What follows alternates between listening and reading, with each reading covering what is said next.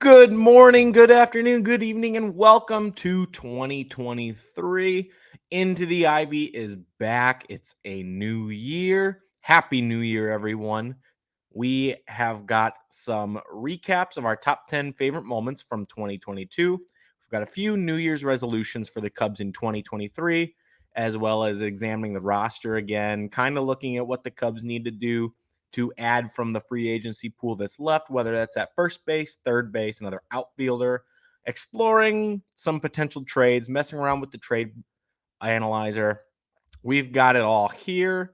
We're very excited to continue this into 2023 as spring ramps up. We're less than 50 days away from pitchers and catchers reporting, and these are exciting times. So let's go.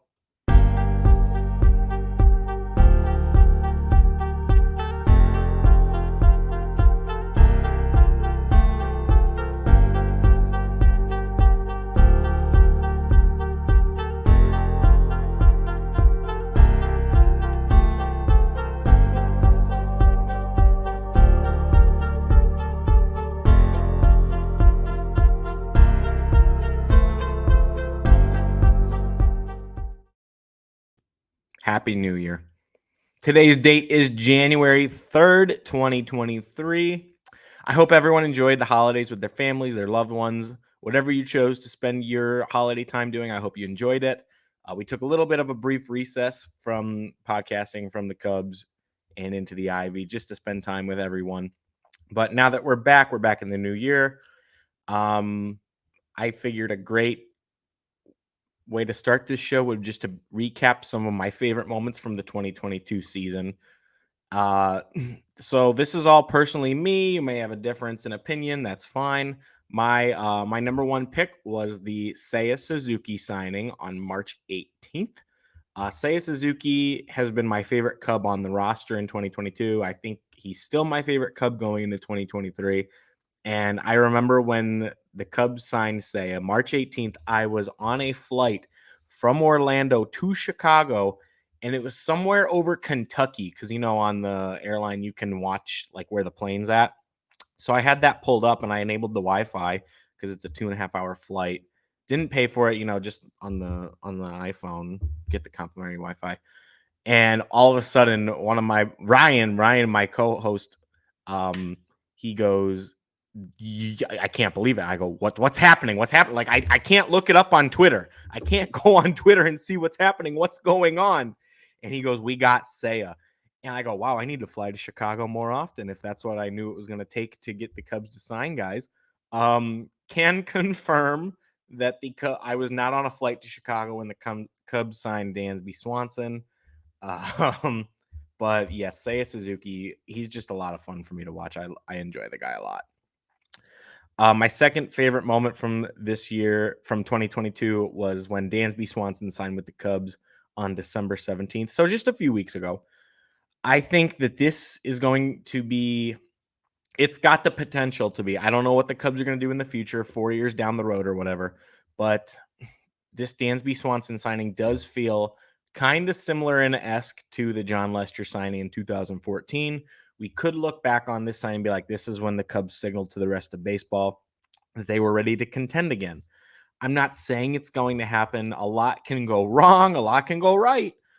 But this does, to me, signal that the Cubs are open for business and the Cubs are ready to compete again. This is not going to be the 2022 Cubs. It's not going to be the 2021 Cubs. This is not going to be the 2020 or 2019 Cubs. I think that this team is ready to get back in the game, quote unquote. I would like to see them spend more money. I would like to see them make more moves. I would like to see them contend. Baseball is more fun when the Cubs contend. My number 3 favorite moment was when Nico Hoerner was the first Cubs batter to hit a home run on opening day on April 7th in that win against the Brewers. And I think what makes this so fun is we all love Nico, but what is even better is no one had Nico Hoerner hitting the first home run of 2022. Nobody did. Come on. We all penciled in like Seiya or Wisdom or some literally Hap, anybody else, Contreras. No one had Nico doing it. And I love that. I love that even more. My fourth favorite moment was when Christopher Morel came up and made his big league debut, and his first at bat was that home run. It was just really cool to see because he was so fired up. He was so excited. You just felt everything for that guy.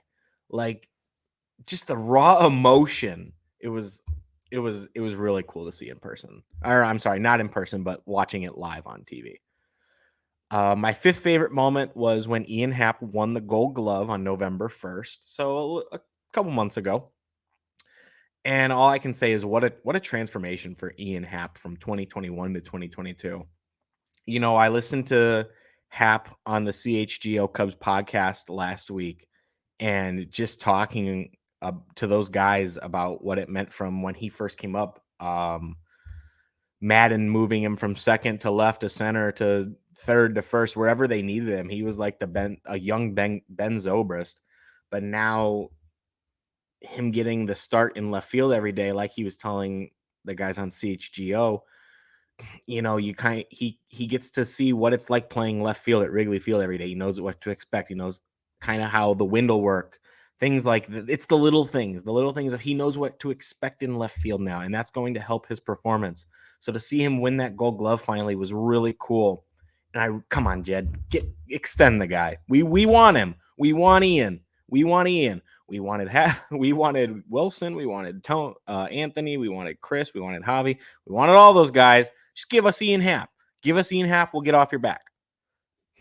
Number 6 favorite moment was the Hayden Wesneski MLB debut on September 7th when he came in and threw 5 scoreless. Obviously, coming back in the Scott Effross deal with the Yankees, Hayden Wesneski has the potential to be one of the top 3 guys in this rotation, and I think he's going to step up big in 2023. He's going to get a number of opportunities to do. He's going to get a full season. I think he should start the season in the rotation because he's a guy that's ready. He proved that last year. I think with where the Cubs are right now on January 3rd, there's no reason that he shouldn't be in the rotation. I think that it's obviously going to be Stroman, Taillon, Steele, and that's a pretty decent top 3, but we don't know what's going to happen with Marcus Stroman. Is he going to opt out after this season? I don't know. So what Hayden Wesneski does this year is either going to make you feel great about the Cubs rotation going in the next year, or it's going to make you feel, we can't lose Stroman. So we'll see what happens. My number 7 favorite memory was the Field of Dreams win. That was just really cool to see the Cubs and Reds play in their throwback uniforms. Obviously, White Sox fans will tell you it won't compare. And, watching that Sox-Yankees game, yeah, you're kind of right because the Cubs got up 4-0 early in this game, and then they ended up winning 4-2. So, yeah, the offense came early. You got a little bit of scare there close to the end. And I don't know. There's just something about the Field of Dreams. Like, it's a great movie. It's a baseball movie. Just, I really wish I could have gone. I really wish I could have gone. My number 8 favorite memory was something that I got to see in person. Wilson Contreras hitting a grand slam as the leadoff batter because they batted around in the first inning on May 16th against the Pirates. That game was electric.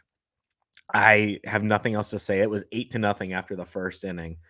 And, it's tough not living in the Chicago area anymore and being, especially 18 hours away, trying to find time to get up there to go see a game because everybody wants to go to the Cubs game when they win.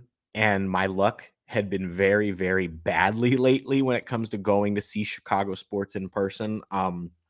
2019 September against the Cardinals, that pivotal series at Wrigley Field, I was at the game where Craig Kimbrell came in and gave up back-to-back home runs and lost the game. I flew all the way to Cleveland to watch the Chicago Bears when Justin Fields got his first start. That ended poorly. So, already I was thinking, great, I'm going to go all the way to Chicago. The Cubs are playing the Pirates. Watch them get embarrassed by the frickin' Pittsburgh Pirates. And boy, was I wrong. And I'm so glad I was because Wilson Contreras grand slam, that was so cool. I haven't seen a grand slam in person since Jason Hayward did it in 2018 against the Phillies. My number 9 favorite memory. This one was just a little bit funny. May 18th, a couple days after I got back from Chicago, I tweeted at Obvious Shirts because they posted something about who's going yard today or will Ian Happ hit a home run, something like that. And I tweeted at him and I said, if Ian Happ hits a home run tonight, I'll chug coffee because, or no, it wasn't Obvious Shirt. I think it was Obvious Shirts and Connect Roasters. They were commenting on each other's tweets because I posted that I would chug coffee. So, of course, what does Ian Happ do in the first inning? He hits a home run, not even 5 minutes after I press send on that tweet. So I'm like, crap. So I freshly brewed the coffee, got a whole video of it. I'll have to find that video and I'll post it on our social media. I'll post it on Facebook and Twitter. My 10th favorite memory was Pete Alonso's "No, we got swept by the Cubs" comment on September 14th. This one was funny because it allowed the Braves and Phillies to get in on that NL East conversation. I think it ended up allowing the Braves to win the NL East. It got the Phillies into the wild card. And then, we all know what ran from there. But it was just really, really funny to see this juggernaut of a team that spends, like $500 million on their payroll. No, we got swept by the Cubs.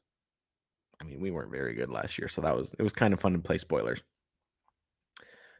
I got two honorable mentions. The first one being the regular season series sweep over the eventual NL champ Philadelphia Phillies. It was the first time that the Cubs or Phillies had done either in history against each other. No one had ever swept the entire season series, and the Cubs managed to do it. So that's something we have over the NL champions. We're coming for you, Philly. We're coming. And my second honorable mention, this one has nothing to do with the Cubs whatsoever, but it was watching the Phillies sweep the wild card round over the Cardinals. I mean, it was satisfying to watch Albert Pujols and Yadier Molina swept out of the playoffs. And now I feel even better about it because they took our catcher. Granted, we didn't want our catcher back. I'm very sad about that, but it makes me feel better. Moving along out of 2022, let's get into 2023 now. So we've got some New Year's resolutions for the Cubs. The first bit of information that I have, this doesn't have to do with the Cubs, but it has to do with Into the Ivy. I'm very excited to announce that we're going to be back on Apple Podcasts. We got the page fired back up, and I'm very excited to get these episodes not just onto YouTube, where we are currently on at the moment, not just on Facebook, not just on Twitter, but to get them back on Apple Podcasts so that you don't have to just sit down and watch this content anymore. You can just plug it in and listen while you're driving to work. That's what I do. My favorite podcasts to listen to on my way to work are Pardon My Take from Barstool and CHGO, because I really love listening to the guys talk about the Cubs. I love listening to the guys talk about the Bears.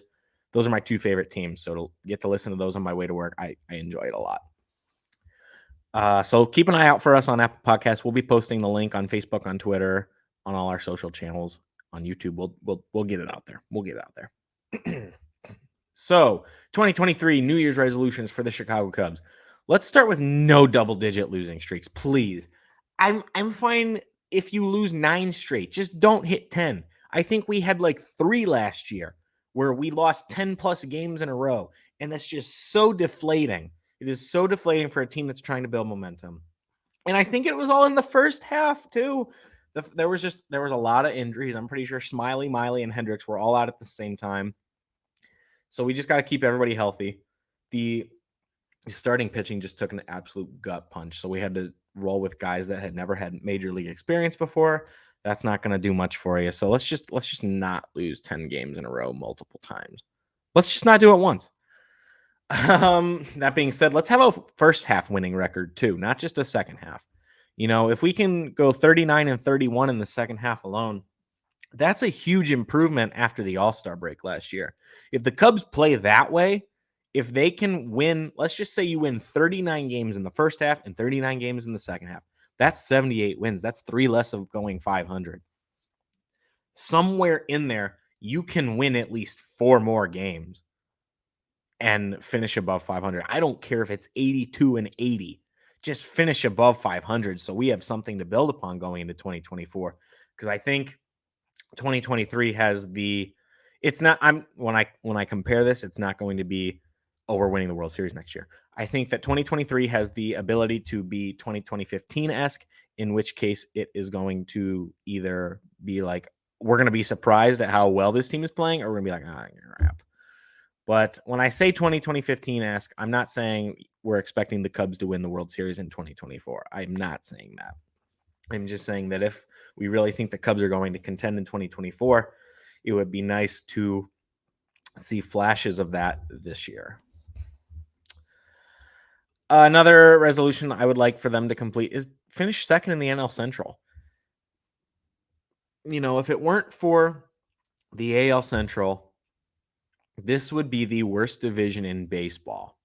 And it is mind-numbing. It is absolutely mind-numbing that this team, this organization, this franchise can outspend the other teams in its division, probably combined by millions of dollars. You know, Chicago is Chicago. You're in a division with St. Louis, Milwaukee, Pittsburgh, and Cincinnati. That's your competition. And I don't really see, no offense, but I don't really see people lining up at the gates to play in Cincinnati, Pittsburgh, or Milwaukee. You can argue the Cardinals because of the history that franchise has, but the other three, I'm not saying that they don't have history. I'm not saying that they don't have tradition, because that would be disrespectful to those fan bases and those organizations. So I'm not saying that. But what I'm saying is Chicago is a big city. Those other cities, they don't compare to Chicago. They don't have the kind of revenue that Chicago has. They don't have the kind of revenue that the Cubs have. The Cubs are a big name brand. Those other teams just aren't. And it doesn't come down to fandom. It doesn't come to how passionate the fans are. That helps, but it comes down to a business, and it comes down to dollars and cents. And at the end of the day, who's making the most of that? The big market team. The big market team is always going to make the most money. That's why they're the big market team. So that being said, it would be nice for the Cubs to finish second in the NL Central, especially when nobody else did anything. You know, the Brewers, it felt like they subtracted besides getting William Contreras. The Pirates are going to be better in 2023. I personally think that they're going to improve, but I think they're in a similar situation that they're not ready to contend. I think that the Pittsburgh Pirates could surprise some people and finish third in the division. That's going to take a collapse from the Brewers, but I do think that the Pirates are good enough to finish the season in third place in this division. And then the Reds, they're going nowhere still. They're still going nowhere. I don't know if Cincinnati knows what it's doing. They've got some young pieces, but they're DFAing a bunch of guys. It's going to be another, 100 loss season in Cincinnati. That's all I got for that. How about being buyers at the deadline and being in the wild card conversation at the end of the year? You know, we have just been gut punched. Gutted. We've been gutted the last couple trade deadlines. You know, 2 years ago we watched Rizzo, Baez, and Bryant sent out.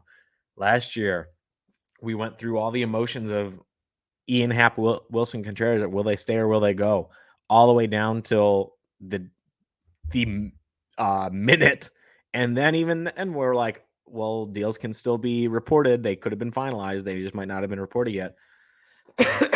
Excuse me. So let's buy this year. I would really like to buy. Hello, Rafael Devers, Boston Red Sox. Let's make a deal, baby. Let's get something done. Bring Devers over to Chicago. We could use the left-handed power bat. We could use the third baseman. I'm just saying. And it would be nice for the Cubs to contend and be fun to watch in the months of August and September. Another resolution I would like to see happen would be Nico Hoerner winning a Gold Glove at second base. I think moving back to second from shortstop, he's going to be even more valuable to this team than he would have been if they wouldn't have got Swanson and left him at short. I think that Nico Hoerner is I think the analogy was, I said, like top 20 shortstop in the league, hands down, easily. And that's not saying he's 20. That's just saying he's somewhere in there. But I think that by the end of the season, he could prove to be a top 5 second baseman in this league, because the shift is gone. So you're going to have to go from average second baseman to good second baseman. And I think Nico Hoerner is above good at second base. I think it helps this team. This team's middle of the field defense is going to be better. It's going to be very fun to watch, and I think Nico Horner will win a Gold Glove this year. And then the last resolution that I came up with, what I would like to see Seiya Suzuki hit 20-plus home runs. He missed over a month last year of games with a sprained finger. I think it was June. He was out all of June. But he still managed to hit 14 home runs. So somewhere in that little over a month, there's 6 more home runs that he could have hit to hit 20. So I think we'll see him hit 20. It would be really nice to see him hit 25. And you know what? If he got above that in that 25 to 30 range, I think that you're getting more than what you paid for. So you're going to need to replace Wilson Contreras' offense. I think this is a guy that's capable of doing that. That's all I've got for 2023 New Year's resolutions. Let me know in the comments if there's something I missed that you thought would be a great thing for the Cubs to achieve in 2023. I was trying to think of things that are realistic. Obviously, we all want them to win the World Series every single year. We all want them to sweep the Cardinals every single year. I was just trying to think of things that are realistic that the team can achieve next year. And I think this is a list of things that they could easily do. So getting more into this roster, what David Ross has at his disposal in 2023. Are the Cubs done at first base? You know, things have slowed down, and that's probably because of the Christmas weekend, New Year's weekend. Now that we're coming out of the holidays, I think that this is the time that the baseball free agency market, that second round of it, is going to pick up. And I would like to see the Cubs add one more piece at first base. I really, really would. You know, let's talk about Matt Mervis, okay? This guy shot up the farm system in 2022. He started last year in South Bend and ended the fall in Iowa. Then he played in the Arizona Fall League. Was a monster there. I really like this guy. I really do. He hit 36 home runs last year. He hit for 309, 379 OBP, 605 slugging, 984 OPS, and 15 of those 36 home runs. So a little under half of his home runs all came at Iowa. That's pretty good. That's really good. If you would have told me that only like 8 were at Iowa, sure. But the fact that we're almost at half of them, that's pretty darn good. And I don't want to do this. I know that I said it. I don't want to compare him to Anthony Rizzo, but in this instance, we're going to compare the stats just because everyone is very quick to say Matt Mervis is ready. Matt Mervis is ready. Matt Mervis is ready. So the last player at first base that we thought this was Anthony Rizzo, and I just did some digging. This is what Rizzo's Iowa stats were before he came up. So he hit 23 home runs in Iowa before being called up by the Cubs. That's what? 8 less than That's 8 more than Mervis. Rizzo hit 342 for average. He hit 405 for OBP, 696 for slugging, 1.101 OPS. So Rizzo did have better stats, but not by much. We're talking 0.20 in certain categories. We're talking 0.200 in certain categories. These guys, they're both left-handed batters. I think Matt Mervis has a chance to be very good at this level, but can he do it? That is what is left to be seen. And that is where, when he does get the chance, when he is called up, we are not going to compare him to Anthony Rizzo. We are not going to say, Anthony Rizzo. We're not going to do that. We're not going to do that. It's fine to look at the stats and be like, this is what Rizzo did in the minors prior to being called up. This is what Mervis did in the minors prior to being called up. Let's see what the kid has. Let's see what the kid has. But again, I don't want to compare Mervis's eventual development to what Rizzo did. I think it's going to take a little bit more time for Mervis to develop. Maybe I'm wrong. I hope I'm wrong. I hope he comes up and he takes the starting job at first base and is the clear front runner for it. I hope that's the case. But it would be nice to, as the Cubs, have a security blanket, if you will, in the form of another first baseman. And I think what you have here is it's less of a gamble than you did when you called Anthony Rizzo up. Not that Anthony Rizzo was a gamble. I think he was always going to be a clear starter for the Cubs. Not saying Mervis isn't, but you have the DH available. You didn't have this when you brought Anthony Rizzo up. So the first guy, obviously, that Cubs fans want is Trey Mancini. But it's starting to sound like this is another player that we are going to have to watch sign with another team. And last week, there were all kinds of talks on Cubs Twitter that saw the Nationals as being the favorites to get this guy on a one-year deal. I think that talk has since cooled, maybe because it was still holidays. I don't know. I haven't seen any Mancini news recently, which means, of course, an hour after this podcast drops on YouTube and Apple Podcasts, he's probably going to sign with the Chicago White Sox or something like that. I don't know. I really don't know. But if Trey Mancini signs with the Washington Nationals on a one-year deal, you can't tell me the Cubs couldn't have done that. Come on. Really? Come on. And I think that what is going to be a red flag for the front office in this signing would be signing Trey Mancini would cost you $10 million, and he's not even going to be the guy that you want at first base every single day. Maybe he is, but I personally would rather have Matt Mervis. And you can rotate these guys at designated hitter, yes, but I want Matt Mervis to get opportunities to play and develop, and I do not want Trey Mancini or even the next guy we're going to talk about taking too many of those chances away. So if you're Jed Hoyer, do you spend the $10 million plus to get a guy that you might sign to a 2 to 3 year deal to get done? I don't know. I'm not saying Trey Mancini is not a good player. I would love to have Trey Mancini on this team. I really would. Don't get me wrong. But I think that I don't know. I've just seen so much happen over the last few off seasons to where I'm at the point that I'm broken. I am broken. I don't know how this front office thinks anymore. And I am just wholeheartedly expecting Trey Mancini to sign with the Washington Nationals or the Pittsburgh Pirates on a one-year deal and then get traded away as a contender, to a contender at the deadline this year. That's what I'm used to. That's what I'm going to expect. But of the two guys that I'm going to talk about, I would prefer to have Trey Mancini be the guy that the Cubs sign as opposed to Eric Hosmer.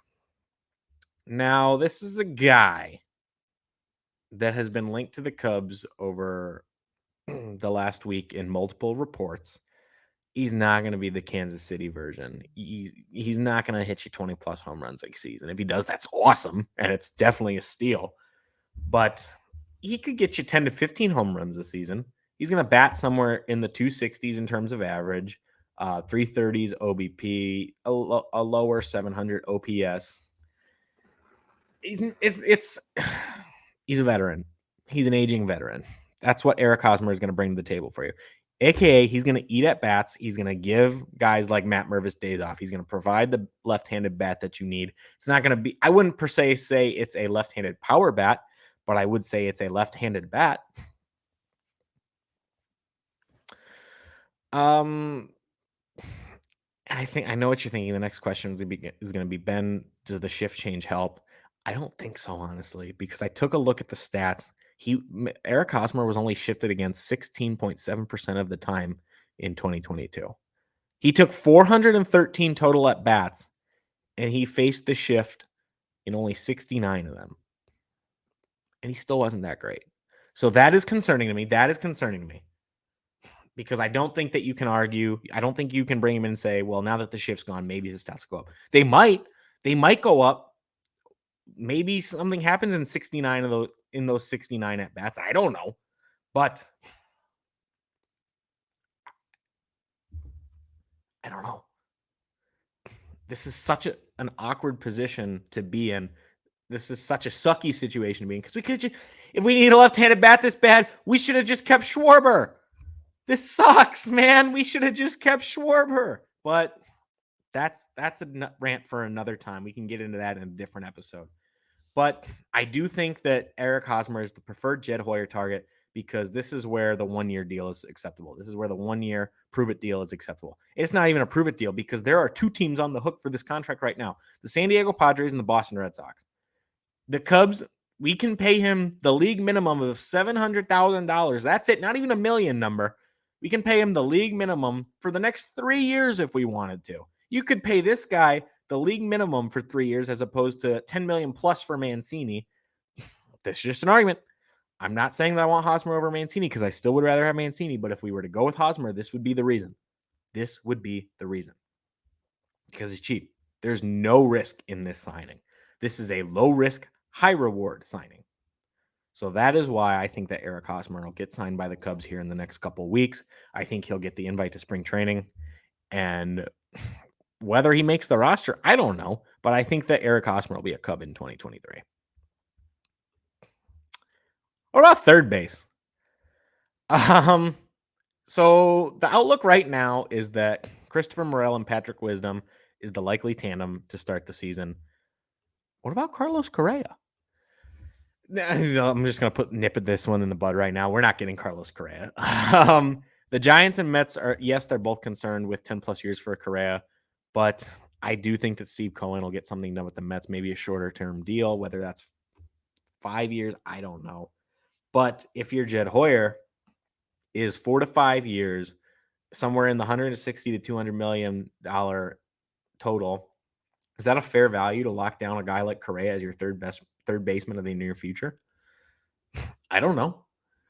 Granted, the guy that I want is currently playing for the Boston Red Sox, but that's going to cost you prospects if you trade for him. It's going to cost you a lot more than Carlos Correa would now. I'm just saying, if he's willing to play third base for the Mets, why not try it? And obviously, over the last few days, they've been telling teams that it's going to get done with the Mets. They're just working it out. And I kind of believe it because we're 2 weeks removed from him signing with the Mets and nothing else has happened. A week? I don't know. But here we are. No news. Carlos Correa still unsigned into the new year, but not for the reasons you thought. So that brings me to my next guy that I would want really want playing third base for the Cubs at Wrigley Field this year. And that's Rafael Devers. Trading for Rafael Devers. He's going to be the top option at third base next year. There's no guarantee that he is going to reach free agency. We have a top 10 minor league system right now, and we have the assets to go get this guy. We do. So what's holding Jed back? I think there's two things, really. One, is he going to want to extend Rafael Devers? So the thing here is that Jason Hayward still is the largest contract the Cubs have ever signed. It was the 8-year, $184 million. The Cubs have never spent more than $185 million. They have not spent more than that in total on a player in organizational and franchise history. They have not. I think this is the guy that you spend the $200 million plus on. But based on how the Cubs have operated, I don't see Jed giving $200 million to anybody. I don't. They didn't even make a formal offer to Carlos Correa, which 200 plus, you wouldn't have needed that. Xander Bogaerts got way more than 200. We don't even know what the Cubs offered him. Trey Turner got 300. Will Jed Hoyer trade prospects that he has acquired in these big trades for Rafael Devers, and then will he be willing to extend him? Devers is only 26. He could easily get a 14 to 15-year deal like the Padres gave Tatis last year. And you know who's probably going to give him that 14 to 15 years? The team that's going to have their third baseman, Manny Machado, opt out, the San Diego Padres. So if you're Jed Hoyer, go get the guy now. You can do it. I think I can speak for not all Cubs fans, but certainly some Cubs fans, where if you told me that we could give up half of Anthony Rizzo and maybe Chris Bryant to get Rafael Devers in his prime, going into his prime, and then have him for 10 plus years, I would have taken it. Chris Bryant was never coming back. The way that Rizzo was treated in 2021, he wasn't coming back. I'm sorry, 2020. Yeah, it's. Go get him. Go get him. There's no reason not to. But That being said, a trade for Rafael Devers doesn't happen without an extension. If you don't think that you can extend this guy, then you don't trade the prospects for him. Because I don't think that with Rafael Devers, this team is a World Series contender in 2023. I think that Rafael Devers makes you a NL Central contender in 2023. I think you make the playoffs with Rafael Devers, but I don't think you win the World Series with him. That's just a lot of pieces for a rental. That's a lot of pieces for a full season or half season if you go at the deadline for Rafael Devers, if you don't extend him. I don't know. It just doesn't feel like, unless we can get the extension, that this happens. And I think another avenue that you can take if you want to make this deal done is you take on the Chris Sale contract, because the Cubs can afford it. It would be a sucky contract because Sale still has 2 years, $55 million left on this deal this year and next year. But what you can do is you can lessen the prospect haul that you're sending to Boston by taking the Chris Sale contract on. Because you just go to Boston, you say, we'll take that horrendous contract if you agree to not take maybe PCA, but maybe Brennan Davis or Alexander Canario, maybe one of those guys. Obviously, them being hurt also sucks, but I don't know. I don't know. This is why I'm not in the front office. I'm a couch GM. I'm a couch GM. I'm a couch coach. I'm a couch manager, whatever you want. I'm a fan. I do hypotheticals. I think up hypotheticals all the time. I think up hypothetical, analytical things in sports because that's what I love to do. I'm passionate about sports, passionate about the Cubs, passionate about baseball. I love it. So I even tried playing this one out on baseballtradevalues.com, just plugging it in. And Devers and Sale would net the Cubs a total value in return of 24.00. I just plugged in Owen Casey, the Cubs' number 10 prospect, and Keegan Thompson, who's already major league ready. And that would net the Red Sox a return value of 27.50. It's analytically a win for Boston. But what we know is that analytics don't always play out, especially in trades. So while that looks good on paper, Boston might say Owen Casey and Keegan Thompson is not enough for Rafael Devers and Chris Sale, even if Chris Sale's included with that contract. I think that they're going to want at least 4 players in a deal for Rafael Devers. Maybe 3 if the Cubs take on all of Chris Sale's contract. I don't know. You're going to have to include a top 10 prospect in this trade. I don't think you get Rafael Devers without including a guy like, take your pick. But I do think that if you're Jed Hoyer, the one name that you are not giving up is Pete Crow Armstrong. This is a guy that needs to stay in this organization because he needs to be untouchable. He is the one guy in our top 10 that you cannot trade. That's just my opinion. Anybody else, free game. And the reason I don't think that this trade will happen until the trade deadline is because I think that Brennan Davis, Canario, some of these guys that got hurt last year, I think other teams are going to want to see how they function, how they recover, and if they can bounce back from how they got hurt. And I think if they do, that's just a big bargaining chip for the Cubs in whatever trades they want to pull. So playing around with trading for Rafael Devers, I started to think of a few other trade targets that the Cubs could go in on. Obviously, I looked at 2 positions of need, starting pitching and third base. I looked at 2 different teams for both. I looked at to the Miami Marlins for starting pitching. I looked to the New York Mets to third base because I'm assuming that they're going to land Carlos Correa still. So for the Marlins, obviously the big name there is Pablo Lopez. He's got a 38.70 value. I just plugged in Keegan Thompson, Christopher Morel, Ryan Jensen. That gets 38.70 value, breaks even. Both teams come out even on that trade. And it also gives the Marlins what they want in MLB ready players. The Cubs could use a Pablo Lopez. It's a front. He would easily step in and be the front of the arm rotation. I think that we need to pull a trade on Pablo Lopez because he's a very good pitcher. And I think he would do a lot better in Chicago and do more for our team than he would for the Marlins, who are just in a stacked NL East. Maybe you don't go for Pablo Lopez. Maybe you go for a guy like Sixto Sanchez, who's the Marlins' number 11 prospect, got some time in Miami last year. He's only got a 1.60 value. You could give up a guy like Javier Assad, who is MLB ready pitching, and Zach McKinstry, who's also MLB utility guy, 2.40 value for the Marlins. That's not a bad trade. But will the Marlins want to give up a top 15 guy for that? I don't know. Especially, it depends on the future of the Marlins, what they intend to do behind the Phillies, Braves, and Mets. Because I don't even see a path to the playoffs for them in the near future. Unless one of those teams falls off hard, I don't see a path because of the Dodgers and the Padres. Because one of those two teams is either winning the NL West or make it to a wild card spot. So maybe if you're the Marlins, maybe you start selling some of these pieces off now to build for the future, like the Cubs just got done doing. I don't know, but there's no path to the Marlins in 20 unless bearing a epic collapse. There's no path to the playoffs for the Miami Marlins next year. So then look into third base for the Mets.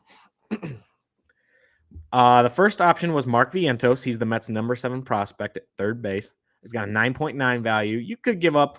I think the Mets are going to be looking for pitching. I don't want to give up this guy. I don't want to give up Adbert Alzolay, but I think that the Cubs have an influx of pitching now because they've developed so much pitching in their farm system. You could give a guy like Alzolay to the Mets to get a return on Mark Vientos. I also included him on a package trade for Brett Baty, who's the Mets' number 2 prospect. If we're going to give up Alzolay, I would prefer it in a deal for Brett Baty just because Vientos and Baty are both going to be behind Correa now for the foreseeable future. I don't think that it would be wise for the Mets to hold on to both these guys. I think one of these guys is going to get dealt this year, and I would prefer it to be to the Cubs, especially if we are not planning on making a move for Devers and extending him. I think that one of these two guys, preferably Brett Baty, needs to be the answer for us. So Brett Baty's got a 33.80 value. Even with I don't. This is one where you guys let me know what you think a fair return for Brett Baty would be for the Mets. I tried out Adbert Alzolay and Owen Casey. That's a 32.30 value. It's less than what Brett Baty is alone. But I don't know on this one. This one's tough because we don't want to give up too much, but obviously we would really like to have that third baseman who can come up to Wrigley. He can be traded for right now, and he would be the starter at third base. Maybe this is where Christopher Morel gets included too. I don't know. But that's the nature of baseball. We just don't know. We don't know because the weirdest things can happen. That's going to wrap up today's episode. We did a lot. We talked some trades. We talked this roster, what the Cubs could do at first base, third base, resolutions for this year, 2022 recap. I'm a lot more excited for this season than I was last year going into it. I think that the Cubs are in a unique position where it's going to be fun to watch baseball in Chicago because our expectations are a little bit higher now. We weren't expecting a lot in 2022. I think we're expecting more in 2023 because we're getting closer to the quote unquote future. And these are just exciting times to be a Cubs fan because we are getting back into it. We're getting back into that window of competition, hopefully sooner than later. But until then, please like us on Facebook, like us on Twitter, follow us, subscribe on YouTube, give us a like. Look for us on Apple Podcasts. That will be up this afternoon. And until then, until our next episode, go Cubs, baby.